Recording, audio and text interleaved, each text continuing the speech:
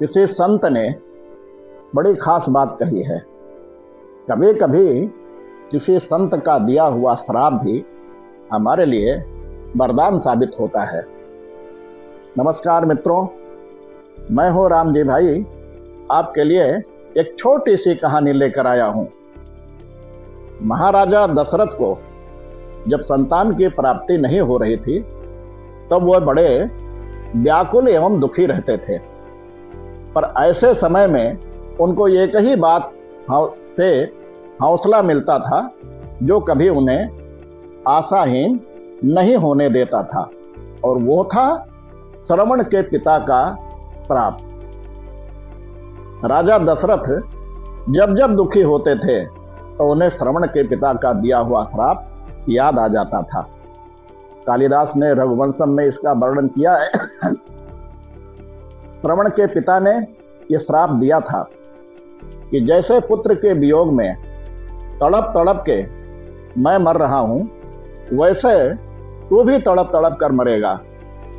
राजा दशरथ को पता था कि यह श्राप अवश्य फलीभूत होगा। इसका मतलब कि मुझे इस जन्म में तो जरूर पुत्र प्राप्त होगा, तभी तो उसके शोक में तड़प के मरूंगा। यानी वह श्राप दशरथ के लिए संतान प्राप्ति का सौभाग्य लेकर आया। ऐसे ही एक घटना सुग्रीव के साथ भी हुई।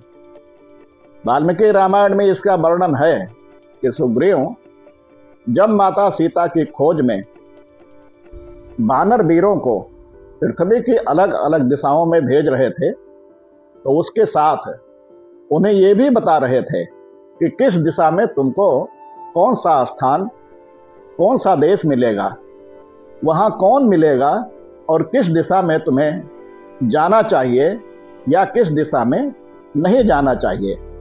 प्रभु राम सुग्रीव का ये भौगोलिक ज्ञान देखकर हतप्रभ थे।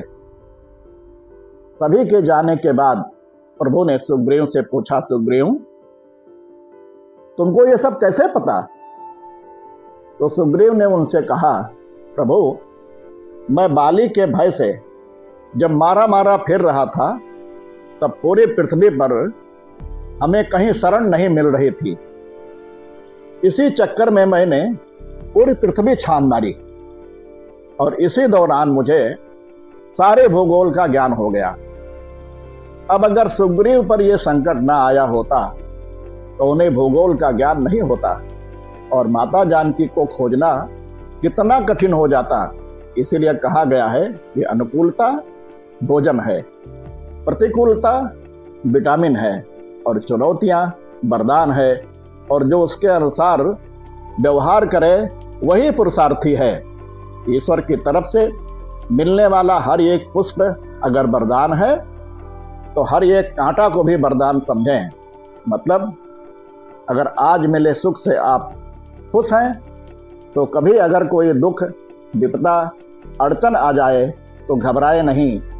क्या पता वो अगले किसी सुख की तैयारी हो, इसलिए सदैव सकारात्मक रहें। ऐसे ही फिर एक नई कहानी सुनने के लिए इस चैनल को लाइक करें, शेयर करें, सब्सक्राइब करें तथा घंटी अवश्य दबाएं। अगले भेंट होने तक नमस्कार।